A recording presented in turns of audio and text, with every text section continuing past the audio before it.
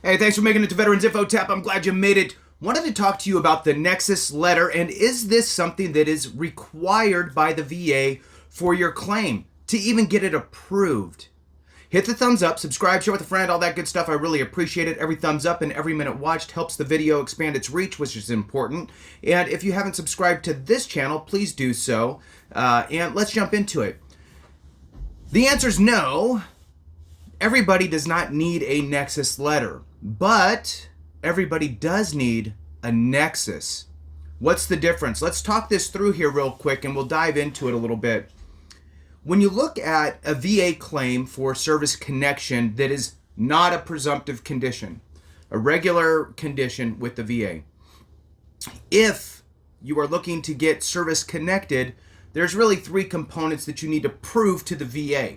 One is your time in service, two is your diagnosed condition, whatever it may be, and three is the nexus, the link between the condition and your time in service. This part is mandatory. You must prove the nexus. How can you prove a nexus without a nexus letter? Well, what they're looking for here is proof, evidence that your condition either manifested during your time in service or as a result of your time in service. At the end of the day, that is what they're looking for. Now, if you can prove that with your medical evidence and documents from your time in service, remember, you're trying to prove that it started during your time in service or as a result of your time in service. Now, if that's clear in the evidence that you provide, for example, you got injured and it's documented in your medical records and you now have some range of motion limitation going on with whatever, and that's all documented during your time in service, the dates of those things are in your time of service, which creates the nexus that they're looking for. So in something like that, you would not need a nexus letter.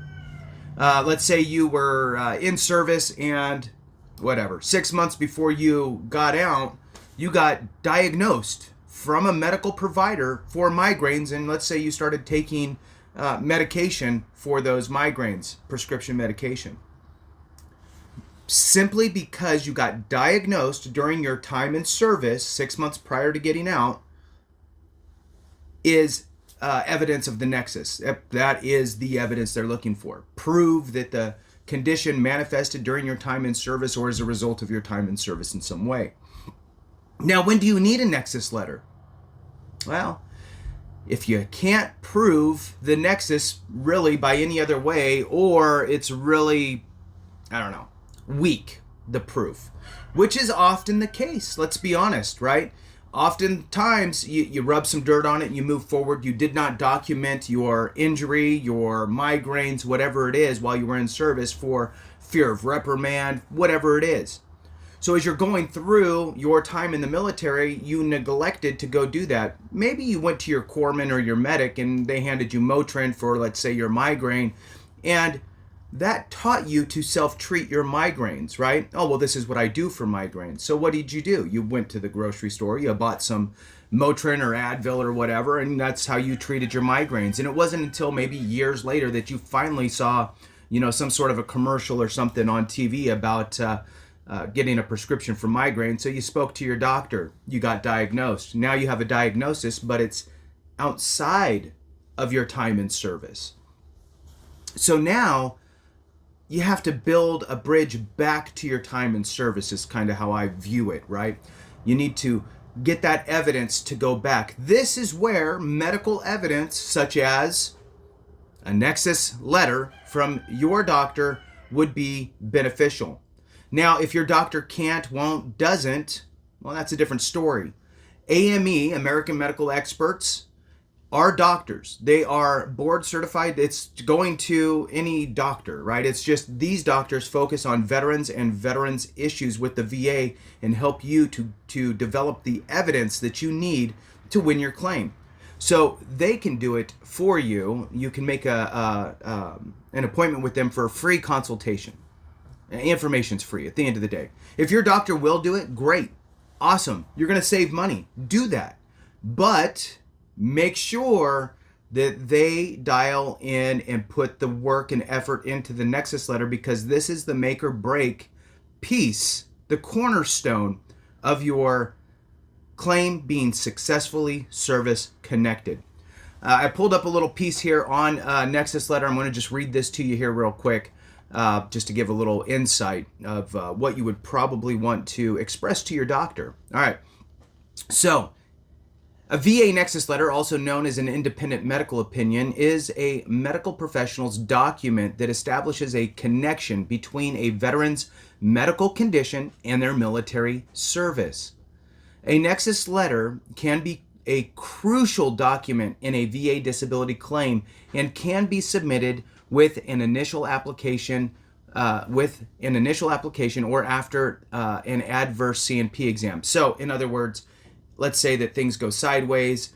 You could always supply more evidence. Maybe it works in that moment, but you always have the opportunity for a supplemental claim in which you could add more evidence. And in this case, if you got rejected for service connection, you need to bolster up the proof of the service connection, which is probably going to mean you need a Nexus letter. So again, American medical experts, this is what they do. They understand the legalese within the VA system that it has to marry in with the medical aspects. So a free consultation, like I said. Moving on.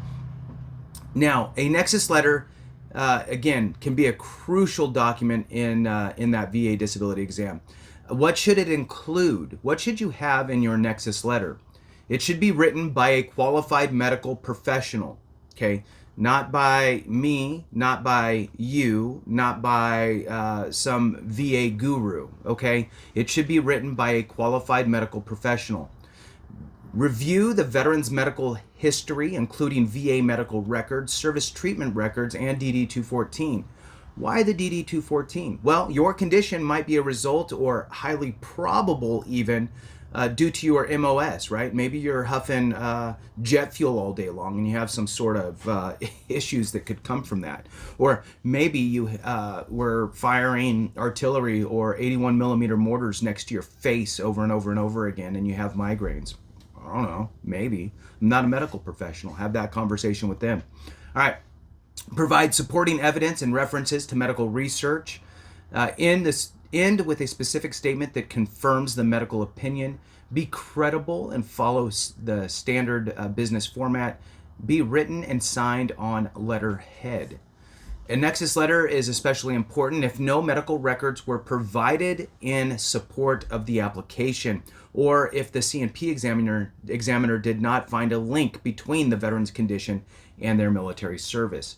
While a VA therapist or nurse practitioner can sometimes write a Nexus letter, the VA will generally find a letter written by a doctor in the relevant specialty to be more persuasive. So the level of evidence, right? If you went to a nurse practitioner and had them write you a Nexus letter, a general nurse practitioner write you a Nexus letter, or you go and you have a neurologist write you a Nexus letter about your migraines, the neurologist is going to be weighted more heavy than the nurse practitioner. So if you're going to be getting evidence, make sure you're getting solid evidence. All right.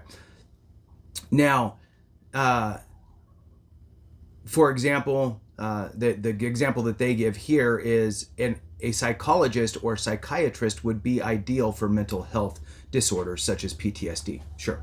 So with that, the basic idea and thought here is that go through your records, make sure you have everything you need. If you're trying to focus in on the Nexus aspect, you might have enough evidence to prove the Nexus itself. If you don't, then you're going to need to get a Nexus letter. You can do that through your doctor. VA doctors, not so much. I would still try if that was my only provider, see what they say. If they do, great. If they don't, I would probably look outside into the civilian world, see if I could find a doctor willing to do it. Again, if you use a civilian doctor, a regular, public doctor, you're going to need to bring them up to speed with the legalese of VA and what they're looking for in a Nexus letter to support your service connection. If you utilize AME, again, the link is in the comments and in the description. They will do a free consultation for you. They understand the legalese. of the VA, and they understand what you are looking for and what you need. You don't need to bring them up to speed with how to do it. So with that, thanks so much for watching. I appreciate you. Have a great one, and remember, if we don't take care of each other, something went wrong.